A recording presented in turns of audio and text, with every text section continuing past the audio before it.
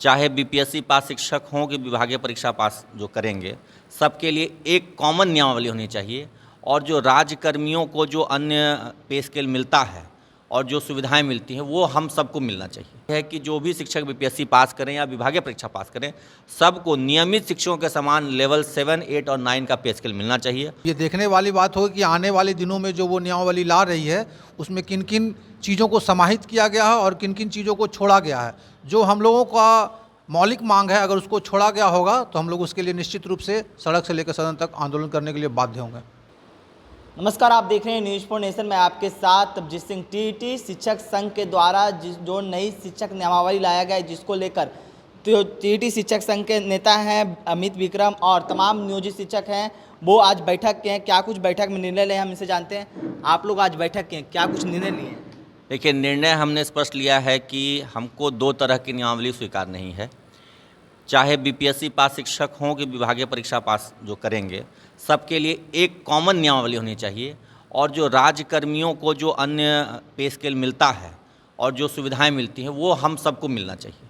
जो पे स्केल इन्होंने बीपीएससी पास हो चाहे नियोजित शिक्षक जो राज्यकर्मी बनेंगे उनके लिए बनाया है, वो पे स्केल कहीं से भी किसी राज्यकर्मी को मिलने वाला पे स्केल नहीं है।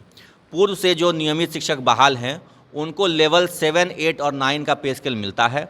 हमारी मांग है कि जो भी शिक्षक बीपीएससी पास करें या विभागीय परीक्षा पास करें, सबको नियमित शिक्षकों के समान लेवल 7, 8 और 9 का पे स्केल मिलना चाहिए। और उनको जो अन्य भत्ते और सुविधाएं मिलती हैं, जो अनुशासनिक कार्रवाई का प्रावधान उनके लिए है, हमको वही सब कुछ चाहिए। ये जो एक मैन्युफैक्चर्ड या चाइनीज़ पे स्केल, चाइनीज़ नियमावली बना रही है सरकार, वो हम लोगों को स्वीकार नहीं है। यही हम लोगों ने इसका विरोध करने का निर्णय लिया है। साथ ही साथ यह तय किया गया है कि अगर सरकार हमारी मांगों को नहीं मानती है और नई नियमावली में इन सब बातों का उल्लेख नहीं होता है, तो हम लोग 2 मोर्चे पर लड़ाई लड़ेंगे। पहला तो जो हम लोग न्यायिक शरण में जाएंगे ही इस नियमावली को खारिज करवाने के लिए, क्योंकि ये असंवैधानिक है। एक ऐसा पे स्केल तैयार किया गया है जो कहीं किसी कहिए कि डिपार्टमेंट में वर्णित नहीं है, किसी राज्यकर्मी को मिलता ही नहीं है। एक अनोखा पे स्केल शिक्षकों के लिए क्यों बनाया जा रहा है? दूसरा, जो अनुशासनिक कार्रवाई के इन्होंने प्रावधान बनाया गया है वो अन्य राज्यकर्मियों के लिए क्यों नहीं है? शिक्षकों के साथ ये भेदभाव क्यों? इसके खिलाफ हम लोग कोर्ट में जाएंगे। साथ ही साथ जो 16 संगठनों का शिक्षक संघर्ष मोर्चा हमने बनाया था, उस मोर्चे के साथ मिल करके हम लोग अपने आंदोलन को आगे जारी रखेंगे। क्योंकि हमारी जो मूल लड़ाई थी वो राज्यकर्मी, सिर्फ शब्द राज्यकर्मी के नहीं थी, राज्यकर्मी के समान सुविधाएं, वेतन, भत्ते की भी थी। राज्यकर्मी तो अपने शब्द के लिए कह दिया कि राज्यकर्मी बन जाएंगे, लेकिन राज्यकर्मियों का जो पे स्केल है लेवल 7, 8, 9 वो देने के लिए आप तैयार नहीं हैं। आप एक चाइनीज़ पे स्केल दे रहे हैं, ये हम लोगों को कतई स्वीकार नहीं है। हम लोग सरकार का जो एक प्रयास है कि शिक्षकों को उनके मूल मुद्दे से भटका दिया जाए, सिर्फ नाम मात्र के लिए राज्यकर्मी उनको दे देते हैं, इस जाल में हम लोग नहीं फंसेंगे।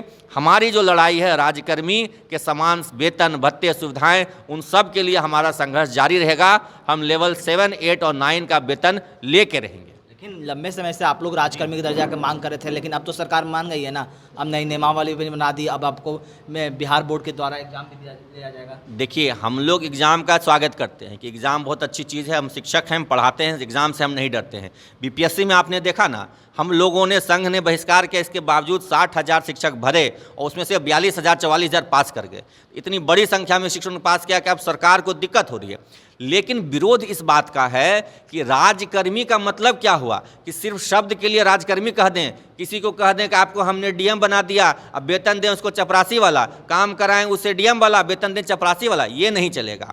आप हमें राज्यकर्मी बना रहे हैं तो नियमित शिक्षकों के समान, वो भी राज्यकर्मी हैं, हम भी राज्यकर्मी हैं, तो जो वेतन उनको मिलता है, जो भत्ता उनको मिलता है, जो सुविधाएं उनको मिलती है, वही हमको चाहिए। और लेवल 7, 8, 9 यही वेतन तय है नियमित शिक्षकों के लिए और हमको भी यही चाहिए। क्या कहिएगा? आप लोग, सरकार भी मान गए आप लोगों को राज्यकर्मी का दर्जा देने के लिए? अभी तो जो जैसा सरकार ने ड्राफ्ट निकाला था उसमें हम लोगों ने संशोधन के लिए दिया है।